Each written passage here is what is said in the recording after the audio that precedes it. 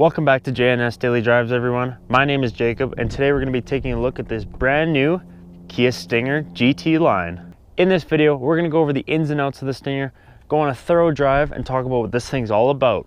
Let's get started.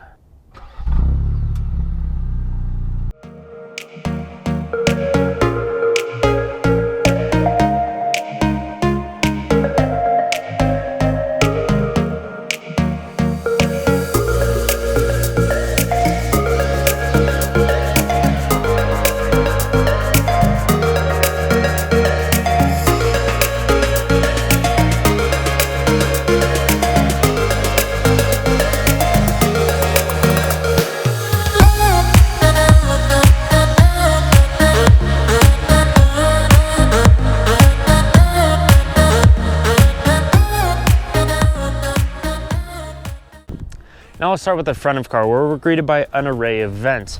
Now down here we have the vent for the intercooler along with the regular grille up here. We have two vents on either side of the front bumper that help with aerodynamic purposes.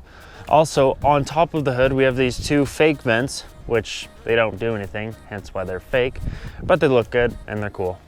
Now the Kia Stinger GT line comes not with the 19-inch wheels, but instead with these 18s. But these 18s do look very good.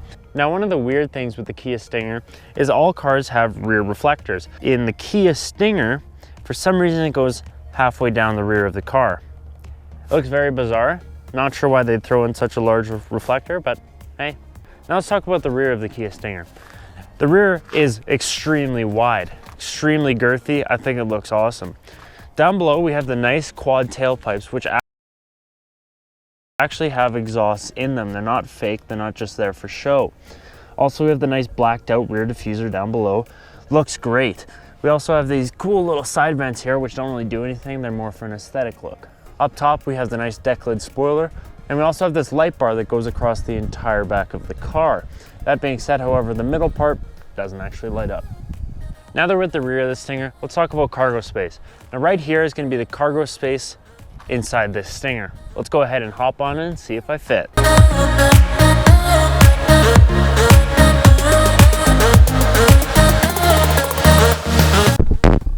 Well, it's very dark back here because you have this nice cover. It's very spacious though. I have so much room back here. Now let's talk about the engine specifications on this Stinger GT line. So the Stinger GT has a 3.3 liter twin turbo V6 making 365 horsepower. This GT line, however, has a 2 liter turbocharged 4-cylinder engine producing 255 horsepower and 260 pound-feet of torque. Let's hear how it sounds.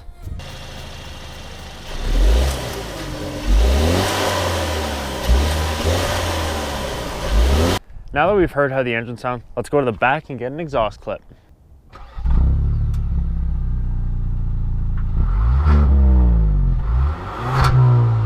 Now that we've kind of taken a tour of the exterior of the Stinger, gone over the engine, there's nothing left to do but go for a drive. Before we go on with the rest of this review, I'd like to say a special thank you to Northland Kia. They're the ones who loaned me this Stinger for the day. Special shout out to you guys. They have extremely welcoming staff. They're just fantastic people. Go see them. They're going to help you out, help you find your next car. Link in the description below, along with the link to this exact car. Now that we're inside and we're driving the Stinger, let's go ahead and talk about the engine and the transmission that it's mated to. Now that engine, as I said, is a 2 liter turbocharged 4-cylinder engine producing 255 horsepower and 260 pound-feet of torque. Now that engine is mated to an 8-speed automatic transmission. It's not a dual clutch. That being said, however, it still shifts incredibly quickly. Also, the engine, pretty potent considering it's only a 4-cylinder. So if I turn it on to sport mode, which is one of the 5 drive modes you can select, put it into manual, drop it down to second. It's quick, very quick. Now obviously the 3.3 liter twin turbo engine is going to be faster than this car. This car is designed to be sporty, yet very fuel efficient. And that shows. This car is averaging right now about 9.3 liters per 100 kilometer, and we've been driving it pretty aggressively. That's pretty fantastic considering that this car has the design that it has. It's extremely wide. It is designed to be extremely quick. Then that all ties in again to the way the car drives. The car drives so smoothly that you don't even feel it. If I put it back into automatic, throw it into comfort mode or even eco mode, everything just kind of chills out. It's very soft, very easy to drive. The steering lightens up, and it's just a nice and easy everyday commuting car. Like I said though, if you put it into sport mode, everything tightens up. Your throttle response gets a bit quicker, and your steering, and it just turns into a completely different beast. Now, being a turbocharged 4-cylinder car, you would assume that there's a little bit of turbo lag. So right now I'm going 74 kilometers an hour, and I'm gonna just floor it. There's no turbo lag. The only lag that there is from the kick down. That's all you really feel is the gear kicking down. There's no sort of turbo lag. Even when you just go normally, it's all instant right away. It's extremely impressive considering it's only a single turbo engine. Let's talk about the comfort aspect of the Kia Stinger GT line. Now, by doing that, I'm just gonna throw this car into comfort mode, where it smooths everything out, makes it all softer and easier to drive. But I can tell you this, that the Stinger, when it's in comfort mode, is extremely easy to drive. Obviously, the suspension is designed to be a bit more stiff, but in comfort mode, you do feel them a little bit less. The seats are super comfortable, they're nice and snug. They hold you in really well with this bolstering, and it's just a nice place to sit. It's designed to drive quickly, but at the same time, it has that comfort aspect that you want. Now, being that this is a Kia, and Hyundai owns 34% of Kia, you would expect that the interior quality would be good, but not amazing. But this car, the interior quality is fantastic. I have leather everywhere, I have nice aluminum, nice feeling plastics. It all feels very nice to the touch, unlike some of the previous cars that I've tested.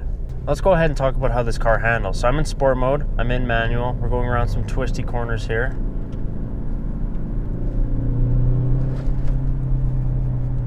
Car handles them extremely well. It's very planted, and coming out of these corners, it's quick too. It feels unbelievable in the corners for a Kia.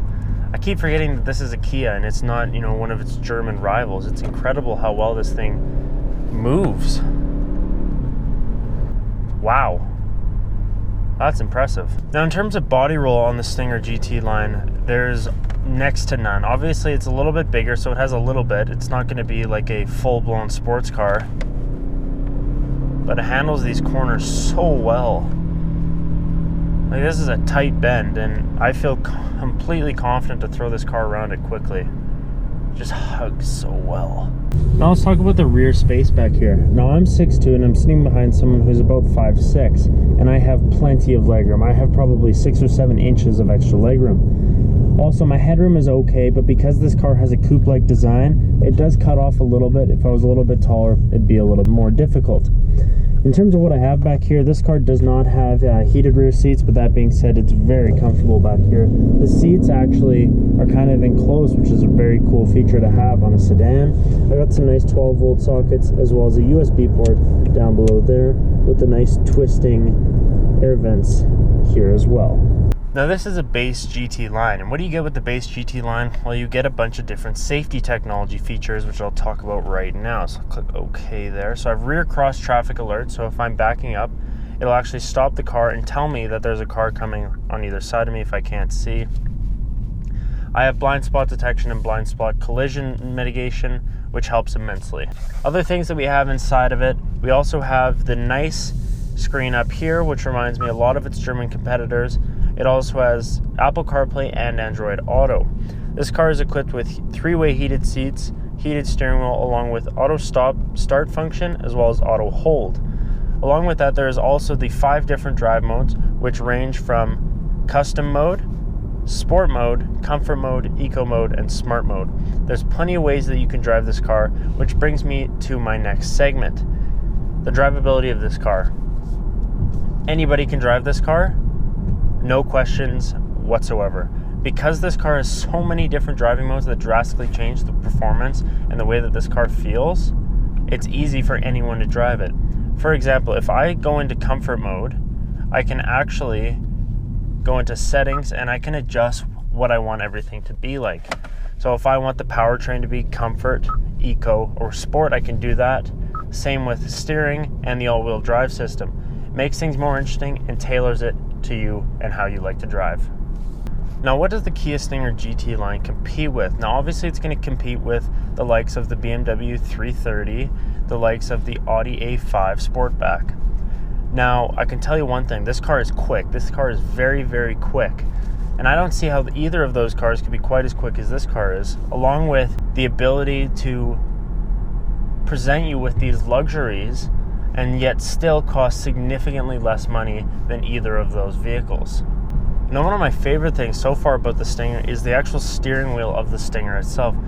I've driven an Audi TT RS, and this steering wheel is almost identical. I don't know if it's the exact same steering wheel and they just borrowed the parts, but it has the nice flat bottom here with a nice design on the side as well. It feels great to grip, and I love that. So this car, the GT line, starts at $39,900 Canadian, which is a fantastic price to pay for what you get in here. You get so many different things, which I've already touched on, along with a fun sports sedan. Obviously, you're not getting the larger engine. You have to pay a premium for that. That being said, however, this is a great car for the value. Well, that effectively ends today's review. I hope you guys enjoyed watching this review on this Stinger GT line. If you did, make sure to leave a like. If you have any questions, drop it in the comment section down below. Don't forget to hit that subscribe button to stay up to date to our videos. We'll see you next time.